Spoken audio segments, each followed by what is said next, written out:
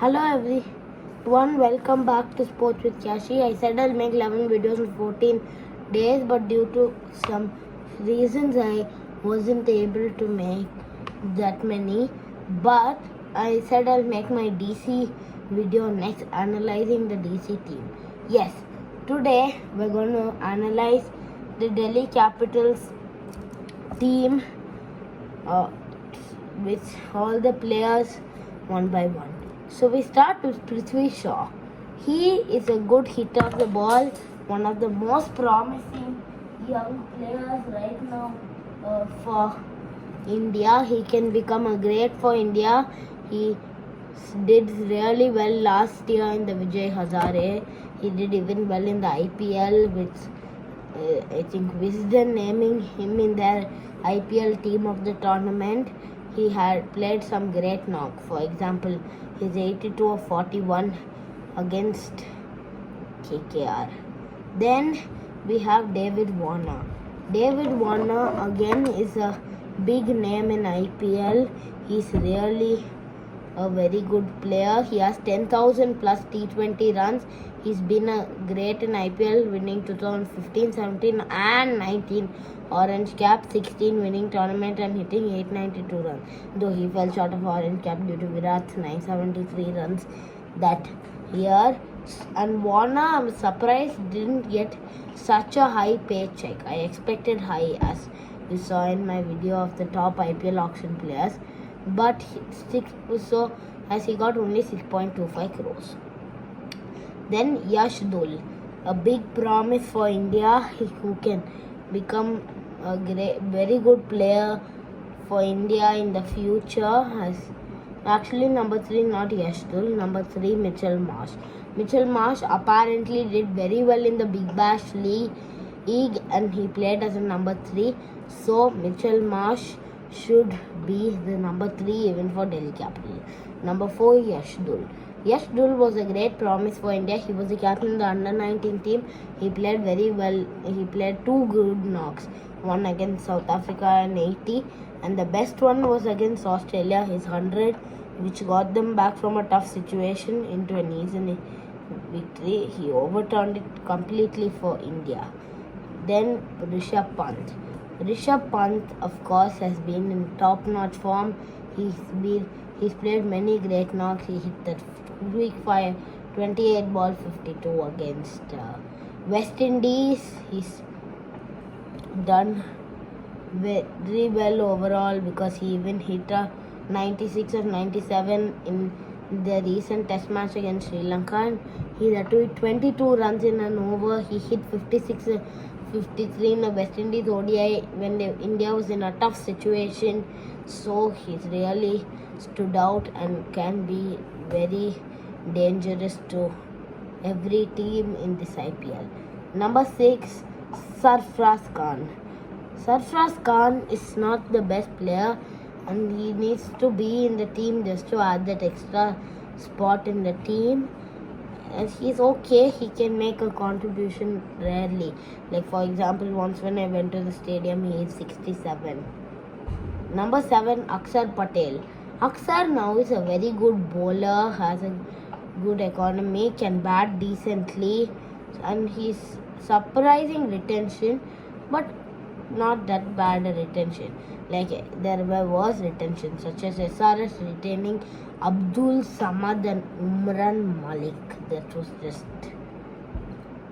weird. Number 8, Shardul Thakur. Shardul is a very good player. He can pick up the wickets at important times. He can even bat recently, like for example, 22 of 8 against Sri Lanka. He is very useful for them. Number 9, Anrich Nortje. Anrich Nortje has done very well so far, shown a lot of promise. Last season, he I think was in the top 5 wicket takers. Surprised Delhi didn't retain Rabada, but it's still worth retaining Anrich. Number 10, Mustafizur Rahman.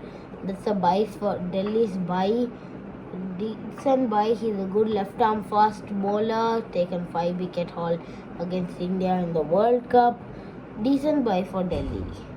Number 11, Kuldeep Yadav. Kuldeep Yadav has been a spinner who's really been in poor form for some time due to the fact people have found out his Chinaman variations, but he can still be useful rarely and he can be somewhat useful for Delhi. So now let's rate the players. Prithvi gets a 7. He's shown enough promise. He's batted well last season, so that actually keeps him up from. He could have got a 6 if not for last IPL, but he gets a 7 due to how he did last IPL. Warner gets a 9. 9 is only for truly special players. Like in my CSK analysis, I gave Jaddu a 9. Like that, here I'm giving Warner a 9 because he's truly special. 10,000 runs at a strike rate of 140 is phenomenal. Yash Dhul gets a 5. Dhul is really promising and he has the potential to become very good. Just not proven himself yet in the big stage, so it's too early to give him a high rating. But who knows, next season he might even get a 7 or 8. Then Mitchell Marsh gets an 8. He's a very good player. He's batted very well in the Big Bash League. I heard he can bowl, so he gets an 8.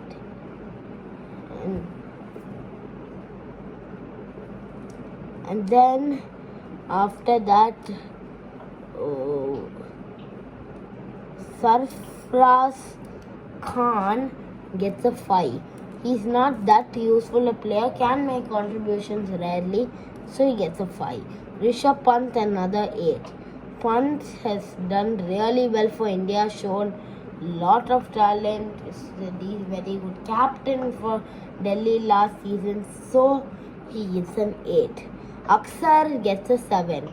Aksar isn't really that amazing. He's very good bowler, but his batting is kind of the bits and pieces kind. But he's not a bits and pieces player because he bowls very well.